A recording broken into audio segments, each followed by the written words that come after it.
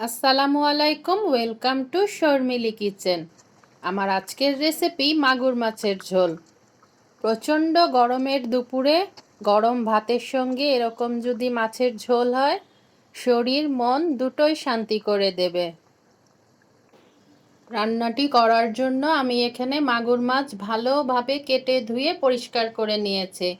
মাগুর মাছ রান্না করার পূর্বে আমরা অবশ্যই লবণ দিয়ে ভালো করে ঘষে ঘষে ধুয়ে নেব। পাত্রে তেল গরম করে দিয়ে দিলাম 1 কাপ পেঁয়াজ কুচি। পেঁয়াজটা হালকা একটু কালার হয়ে আসলে, বেশি ভাজবো না, একে একে দিয়ে দেব সবগুলো মশলা। আমি এখানে দিয়ে দিয়েছি 1 টেবিল চামচ হলুদের গুঁড়া, 1.5 টেবিল চামচ মরিচের গুঁড়া, 1 টেবিল চামচ ধনে এবং জিরার গুঁড়া, পরিমাণ মতো লবণ, আদা রসুন বাটা 1 টেবিল চামচ দিয়ে মশলাটা ভালো করে একটু পানি দিয়ে কষিয়ে নেব। মশলাটা ভালোভাবে কষানো হয়ে আসলে দিয়ে দেব কেটে ধুয়ে রাখা মাগুর মাছ। মাগুর মাছটা রান্না হতে কিন্তু একটু বেশি সময় লাগে, অর্থাৎ ভালোভাবে কষিয়ে নিতে হয়। এই যে আমি দিয়ে দিচ্ছি ধুয়ে রাখা মাগুর মাছ, এখন ভালো করে কষিয়ে নেব। একটু সময় নিয়ে কষাতে হবে, ভালোভাবে কষিয়ে নিচ্ছি। এরকম মজার মজার রেসিপি পেতে চাইলে আমার চ্যানেলটিকে সাবস্ক্রাইব করে রাখতে পারেন বন্ধুরা। আর আপনি যদি ফেসবুক থেকে দেখে থাকেন, পেজটিকে ফলো করে রাখতে পারেন। প্লিজ বন্ধুরা, ছোট্ট একটি লাইক দিয়ে ভিডিওটি ফুল ওয়াচ করবেন। আপনাদের ছোট্ট একটি লাইকের মাধ্যমে আমার এই ভিডিওটি অনেকের কাছে পৌঁছিয়ে যেতে পারবে।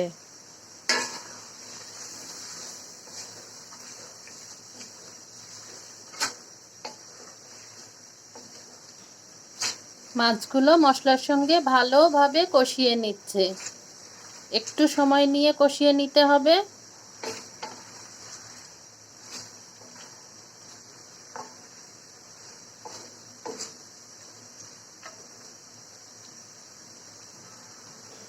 মাছগুলো আমার ভালোভাবে কষানো হয়ে গিয়েছে, এখন মশলা থেকে তুলে নিচ্ছে। তুলে নিয়ে এই মশলাতে দিয়ে দেব কেটে রাখা আলু। আলু দিয়েও এই মশলার সঙ্গে ভালোভাবে কষিয়ে নেব। এই যে মাছগুলো তুলে নিয়েছে, দিয়ে দিচ্ছি কেটে রাখা আলু, দিয়ে এখন মশলার সঙ্গে ভালো করে কষিয়ে নিচ্ছে। একটু ভালোভাবে কষিয়ে নিতে হবে যাতে আলুটা অর্ধেক সিদ্ধ হয়ে আসে। আলুটা যখন অর্ধেক সিদ্ধ হয়ে আসবে, সে পর্যায়ে দিয়ে দেব ধুয়ে রাখা মটরশুঁটি। মটরশুঁটি দিয়েও কিছুক্ষণ কষিয়ে নেব, 3-4 মিনিট। তারপরে দিয়ে দেব আগে থেকে ফুটিয়ে রাখা গরম পানি ঝোলের জন্য। আমার আলু আর মটরশুঁটিটা ভালোভাবে কষানো হয়ে গিয়েছে, এখন দিয়ে দিচ্ছি ফুটন্ত গরম পানি।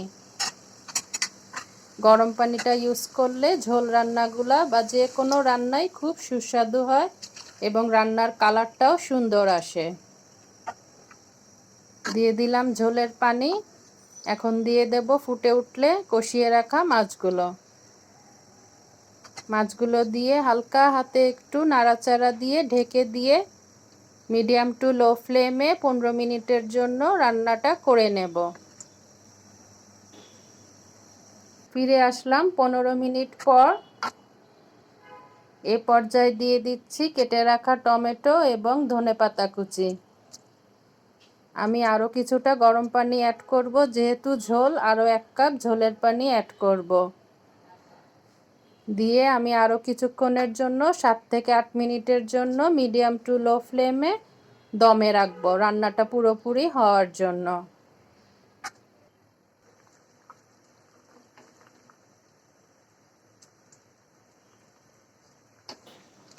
আমি আরও কিছুটা ঝোলের পানি অ্যাড করেছি রান্নাটা পুরোপুরি হওয়ার জন্য। এখন ঢেকে দিয়ে আরও কিছুক্ষণ দমে রাখবো। লবণটা অবশ্যই চেক করে নেব। আমার রান্নাটা প্রায় হয়ে এসছে, আরও 5 থেকে 6 মিনিট আমি চুলায় রাখবো।